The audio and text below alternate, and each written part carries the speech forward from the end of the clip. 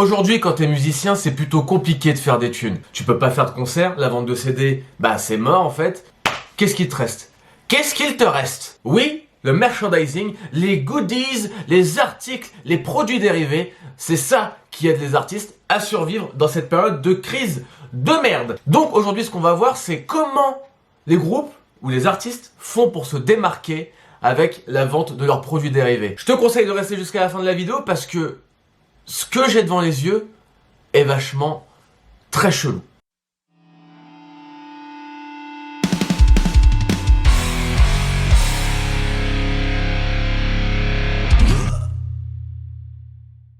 Salut à tous, c'est Aziz, on se retrouve pour un nouvel épisode de Dealer de Métal, la chaîne où on parle rock, où on parle métal, où on parle tous ces dérivés. Dérivés, c'est le mot, parce que aujourd'hui, on va voir tous les produits dérivés qui sont un petit peu chelous. Je m'explique. Voilà, j'étais un petit peu sur internet, voilà, je cherchais de quoi faire mes cadeaux de Noël, vu que, peut-être il n'y aura pas Noël, peut-être nous allons être bloqués, peut-être, je sais pas moi, peut-être c'est l'apocalypse, peut-être on est enfin dans American Nightmare et que un jour il y a des gens qui vont vouloir sonner chez moi avec des masques. Je crois que c'est déjà le cas.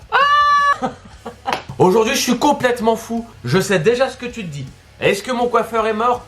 Oui, on peut passer à autre chose. Maintenant que tu es dans de bonnes dispositions, on va pouvoir rentrer dans le vif du sujet parce qu'il y a des trucs que j'ai envie de te montrer qui sont carrément... il n'y a pas de mots en fait. Il y a juste... faut juste que je te montre. Mais pour ça... voilà. Moi je te fais une vidéo toutes les semaines, on est cool, on échange. Voilà. Je produis du divertissement, Ouais, je suis créateur de contenu, je suis vidéaste, je suis Michel Spielberg. Ouais, je t'invite vivement, si tu ne l'as pas déjà fait, à t'abonner, à mettre un petit cœur, à mettre un petit commentaire. J'aime bien les petits commentaires, j'ai l'impression d'avoir des humains et pas juste des chiffres. Alors, viens en échange dans l'espace commentaire. Si t'es déjà abonné, ce qui est une bonne chose, eh ben, partage autour de toi, histoire qu'on fasse grandir cette communauté. Je compte sur toi, je compte sur tes potes. Maintenant, on peut commencer. Bon, moi qui fais un petit peu de musique, je peux vous dire que le merchandising, c'est quelque chose de très rentable. Quand tu fais des concerts, quand tu pars sur la route, que tu fais un show à la sueur de ton front, que tu donnes tout ce que tu as, peu importe le nombre de personnes qu'il y a dans la salle, il y a toujours des gens pour acheter du merchandising. Merchandising. On va dire merchandising. Aujourd'hui, on se retrouve dans une situation où il n'y a absolument pas de concert, on peut rien faire, la vente de CD n'existe plus. De toute façon, dans les voitures, il n'y a plus de lecteur CD. Si tu as un lecteur CD dans ta voiture, c'est que tu as une voiture d'avant 2008. Sauf que tu as des groupes hyper créatifs qui arrivent à trouver le moindre petit détail, des trucs sur lesquels jouer. Alors je vais pas te parler de t-shirts, je vais pas te parler de bière, parce que forcément quand tu fais du métal ou du rock'n'roll, tu bois de la bière, donc tous les groupes, eh ben ils ont leur bière, même s'il y en a des plutôt pas mal. Donc moi je vais te parler des trucs. Tu te dis pas, genre à un moment, les mecs, ils ont eu l'idée, genre, j'ai une idée les gars, et si on vendait, eh ben je vais te le montrer là, incessamment sous peu. Donc c'est parti, je te conseille de rester un petit moment, de rester jusqu'à la fin de la vidéo, parce que le dernier que je vais te montrer, c'est celui qui m'a celui qui m'a le plus choqué. Enfin, choqué c'est pas le terme, mais je me suis dit, il y a vraiment des gens qui ont acheté ça. Genre, vraiment. Il y a vraiment des gens qui ont acheté ça. Donc, sans plus tarder, nous allons rentrer dans le vif du sujet, maintenant que j'ai beaucoup trop parlé, et c'est parti. Alors du coup, on va commencer. J'ai déjà choisi celui que j'allais vous présenter en premier. Il y a peut-être des noms de groupes que tu ne connaîtras pas. En vrai, c'est pas grave. Mais si tu les connais, tu peux mieux comprendre. Voilà, je vais essayer de pas trop m'éterniser, de vous expliquer un petit peu rapidement les points communs qu'il y a entre le merchandising que je vais vous présenter et les groupes en question. Donc là, on a le groupe Fleshgod Apocalypse, qui est un groupe de death metal symphonique, hyper bien présenté, avec du maquillage, qui joue très vite, très fort. Mais ce groupe-là est italien. Si je te dis ce détail-là, tu dois comprendre ce qu'ils vont vendre. De quoi qu'on a besoin après une bonne journée de cuite. Parce que, je vais dire journée, parce que maintenant on n'a plus le droit de faire de soirée. T'as compris. Quel est le plat dont tu rêves le plus? Je te le donne en mille, un plat de pâtes. Donc les mecs de Fleshgod Apocalypse, ils se sont dit quoi? Et si on faisait des pâtes? Nous sommes italiens, les pâtes, nous, on connaît. Donc là va s'afficher l'article en question. Voilà, c'est un sachet de pâtes, tout ce qu'il y a de plus pâtesque. Voilà, mais avec le nom Fleshgod Apocalypse dessus. Et du coup, En fait, les mecs, ils ont fait un tuto. Donc là, j'ai le tuto devant mes yeux. Je sais pas c'est quel membre du groupe. Je pense que c'est le batteur. Oui, c'est le batteur. Ça a l'air d'être le batteur. Il y a une batterie, il y a une caisse claire. Il t'apprend à faire des pâtes. Ah donc voici en quoi ça consiste de faire des pâtes Flash God Apocalypse.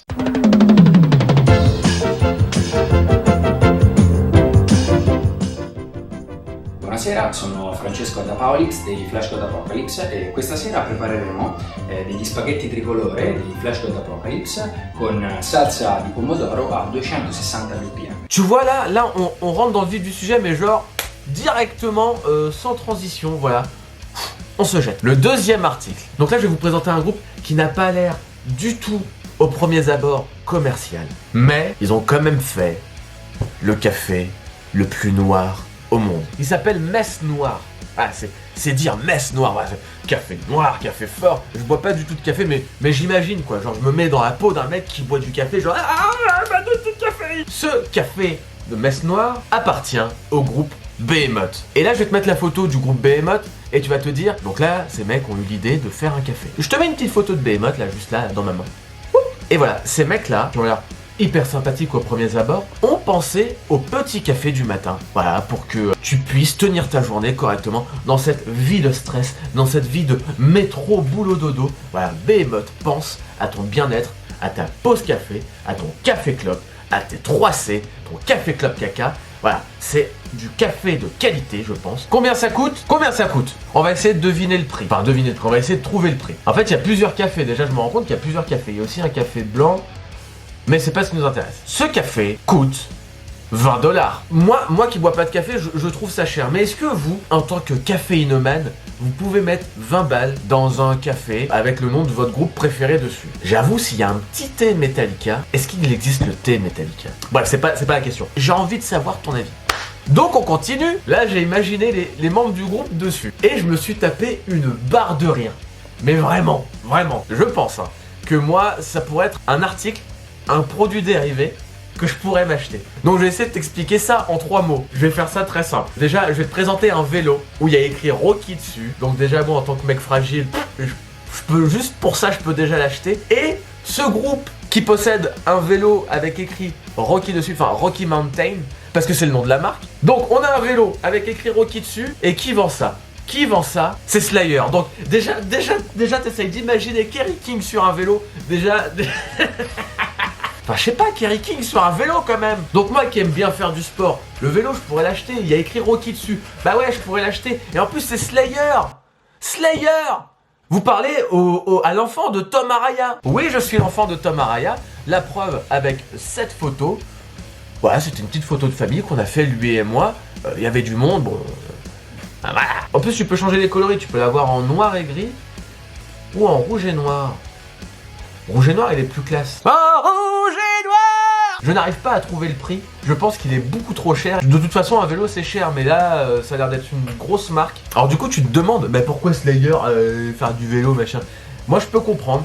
Parce que du coup, groupe californien, groupe culture du corps, machin, etc. Et puis il y a aussi pas mal de montagnes de ouf. T'as besoin de ton petit vélo avec les bonnes suspensions, le bon guidon, que la selle soit bien haute afin que tu puisses être bangué en toute sécurité sur ton vélo pendant que tu traverses les routes des montagnes de la Californie. Je pense que c'est pour ça qu'il y a un vélo Slayer. Là on enchaîne et ça va être une partie moins de 18. Groupe, tu sais très bien que ça peut exister. C'est de la provoque, c'est la base du groupe. C'est pour ça qu'on les aime. Il y en a qui peuvent ne pas aimer la musique mais aimer la démarche artistique. Il y en a qui aiment la démarche artistique mais pas du tout le groupe. Et je comprends tout à fait. S'il y a des enfants autour de vous ou si tu veux pas choquer la ménagère de plus de 50 ans, écarte-toi. Ou alors tu regarderas la vidéo plus tard. Genre avec tes écouteurs, loin des moldus. Oui. Là, ce que je vais te présenter, suite à l'édition deluxe d'un album que je vais très mal prononcer. Là, je vais te dire le nom du groupe parce que si je dis le nom de l'album, il y a des bibliothèques qui vont brûler partout dans le monde. Donc là, en fait, je te parle de Rammstein, si t'as pas compris. Donc Rammstein, ce qu'ils ont fait, c'est que pour l'édition deluxe de leur album Liebest für Aleda, je sais pas, s'il y a des Allemands qui me regardent ou ceux qui ont fait LV2 allemand, corrigez-moi phonétiquement dans les commentaires. J'attends vos corrections. Je fais partie des gens qui ont fait espagnol. Bref, donc là, on a une box voilà, avec les sextoys. Des sextoys, donc basés sur quoi? Basés sur les sexes des membres du groupe Rammstein. Donc là, on est sur du très très lourd. Je l'ai devant les yeux, et en fait, t'en as plein de différents. Donc, je sais qu'on peut tout savoir sur le zizi, hein. Tout, vous saurez tout sur le zizi, le vrai, le faux, le laid, le beau, le dur, le mou, qu'un grand coup.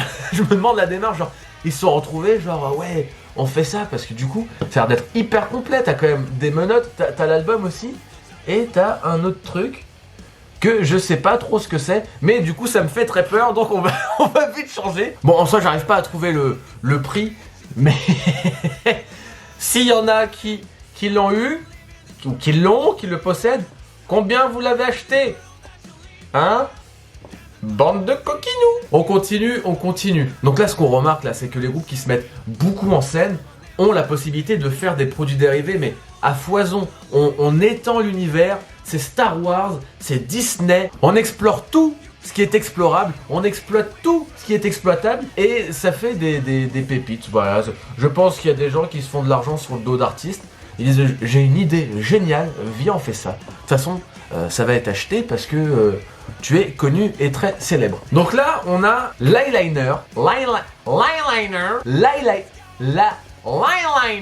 Il s'appelle Whiplash. Ce n'est pas un eyeliner Metallica, mais c'est un eyeliner Alice Cooper. T'avais un petit coupon où tu pouvais lui envoyer ton nom, ton adresse, pour que Mr. Alice Cooper t'envoie ton petit eyeliner très bien mérité parce que tu l'as payé avec tes sous durement gagnés. Donc, on a eu les pâtes, on a eu le café, on a eu le vélo, on a eu le kit de sextoys pour toutes tes soirées chaudes, on a eu l'eyeliner. Maintenant, on va se diriger vers une contrée plus solaire, dans un endroit où il fait bon vivre, il y a des palmiers. Voilà, les gens sont beaux, sont bronzés, ils mangent du boulgour, ils mangent des concombres, ils mangent des trucs frais. Voilà. Donc là, on va partir en Suède, clairement. J'en parle souvent, j'en ai parlé plusieurs fois. Donc là, je vais vous parler d'un groupe de black metal. Vous savez, j'aime beaucoup le black metal, mais il y a tout un truc autour du black metal qui, moi, en fait, me fait... J'arrive pas à prendre ça au premier degré. Il y en a qui le font, il y en a qui sont très chelous, mais pour moi, c'est très second degré. Et là, j'en ai la preuve parce que l'un des groupes piliers, celui qui représente le mieux le mouvement, en plus c'est même pas un groupe, c'est un mec. Donc ceux qui connaissent savent de qui je vais parler. Là, je vais te parler du groupe Burzum, où en fait c'est juste un mec qui est carrément chelou, il est complètement taré. Mais ce groupe-là, hyper black metal, hyper noir, où on enregistre avec la qualité la plus pourrie de toute façon, c'est fait pour exprimer le mal-être interne de l'artiste, du compositeur, de l'auteur. Donc je vais dire cette personne là parce qu'à un moment il va falloir qu'il valide, faut assumer, parce que c'est pas que des coups marketing. Attention, je vais éternuer. Coronavirus. Donc le groupe Burzum ont eu l'idée d'inventer leur propre claquette, leur propre tongue. Voilà, donc du coup je vais vous mettre une image, parce que du coup, honnêtement, est-ce que tu pourrais partir en vacances avec ça au pied? Moi déjà je trouve ça horrible, les tongs. Ah, j'aime pas la sensation, je me mets jamais en claquette, laissez-moi tranquille, j'ai peur. En tant que fan de black metal incontesté, un trou, comme on dit dans le jargon du métalleux, est-ce que toi tu mettrais tes petites flip-flops Burzum? On continue, on approche de la fin. Parce que du coup là, moi je vous présente ça, mais j'espère que vous allez me donner d'autres exemples en commentaire. Je suis sûr qu'il y en a qui connaissent des trucs de ouf, je ne suis qu'à la surface, hein. J'ai fait des petites recherches, mais genre j'ai pas cherché très très longtemps. Tu tombes déjà sur des trucs complètement chelous. Donc là, ce que je vais te présenter, je crois que c'est un truc qui a été vendu il y a pas très longtemps, ou peut-être que je confonds. Tout le monde la connaît, que tu écoutes du métal ou pas, que tu sois rock, n'importe, ça fait partie de la pop culture. Je vais juste te mettre une photo. Voilà, la photo a été mise, donc tu vois que c'est Kurt Cobain, pilier du mouvement grunge, un des dieux de certains adolescents nés aux alentours des années 80-90. Donc, je te montre la photo, tu penses direct que la guitare a été vendue. Effectivement, la guitare a été vendue il n'y a pas très longtemps à des millions de dollars. Mais en fait, moi, ce dont je veux te parler, c'est sa jaquette, sa petite laine, sa veste, son gilet. Son gilet a été vendu. Le gilet de Kurt Cobain a été vendu. À combien il a été vendu? Internet ouvrez-vous. Le petit pull, le petit gilet de Kurt Cobain a été vendu 334 000 $. Donc là, on parle quand même d'un vêtement qu'il a sûrement trouvé par terre, déjà, ou dans les poubelles, ou alors il avait déjà la collection de vêtements de Kanye West très en avance. Voilà, ça a été vendu aux enchères, c'était pour faire une bonne action, etc. Je peux comprendre, mais moi, j'imagine quand même... est-ce que t'es content d'acheter ça? Tu sais, quand tu l'as genre, ah, oulala, une veste, waouh.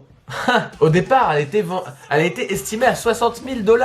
Donc au départ, ça coûte déjà beaucoup trop cher. Là, je regarde les photos, elle est quand même vachement bien présentée sur un petit présentoir.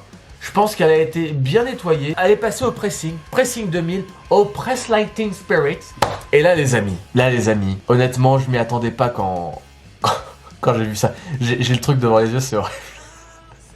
Là, ce que je vais te présenter, ce groupe-là est connu pour faire de l'argent. Il est très connu pour faire de l'argent. Sauf que là, ils ont fait de l'argent sur rien. Genre, littéralement. Genre, ils ont vendu du rien. Mais ils ont vendu du rien pour cher, hein. Je te fais languir un peu, mais parce que là, j'ai le truc devant les yeux, et ce qui va se passer là, c'est très très très sérieux. C'est très très très sérieux. Et limite, j'ai envie de les acheter. C'est ça le pire. Pour savoir si ça existe vraiment, si ce n'est pas une légende. Donc là, ce que je vais te présenter, c'est les cordes de air guitar de Kiss. Donc les mecs, en fait, il y a un packaging et tout, hein. Donc les mecs, ils se sont fait des millions en vendant du rien. Juste un sachet plastique avec écrit Kiss dessus. Est-ce qu'il y a des gens qui ont acheté ça? J'ai envie d'acheter ça. Parce que ils ont vendu du rien pour 4 $. Donc pour 4 $, tu peux avoir du rien, du néant.